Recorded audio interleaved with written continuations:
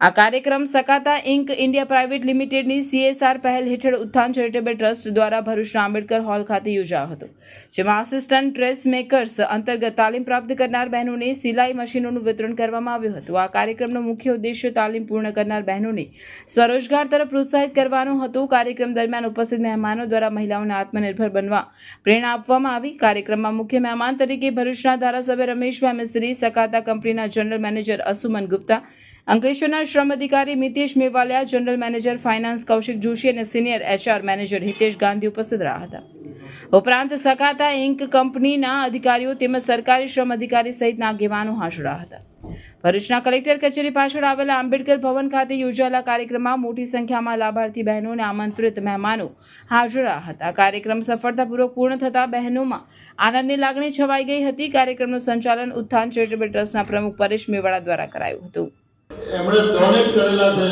આ તબક્કે હું સકાતા કંપની ફાર્મલી એમાં જે પણ આવેલા છે, હિતેશભાઈ ગાંધી સાહેબ, અંશુમન સાહેબ, જોશી સાહેબ, આ બધાનો પણ હું ખૂબ ખૂબ ઋણી રહીશ.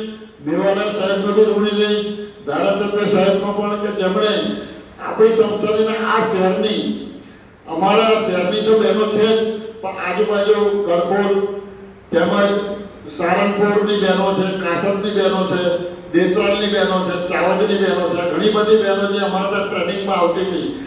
પહેલું ડગલું એ સીધું ટ્રેનિંગ લીધી છે, જે હુનર શીખ્યા છે એમાં આ પ્રકારે એમને પ્રોત્સાહન, કોઈ સિલાઈ મશીન કે પાર્લર કીટ અથવા મહેંદી માટેની કીટ કે આવું કંઈક પણ મળી જાય તો એ તરત ડગલું આગળ વધવા માટે. નહીં તો જો ટ્રેનિંગ લીધા પછી 1-2 વર્ષ સુધી ફરીથી પાછું એમને શરૂઆતમાં તે 5, 10, 15, 20 હજાર રૂપિયા નાનો ઘરે જઈને પણ વ્યવસાય કરવો હોય તો મુશ્કેલી હોય. તો એવા સમયે આ પ્રકારની મદદ મળી જાય તો તરત ડગલું ઘરેથી નીકળીને આગળ વધવાની શરૂઆત કરી દે.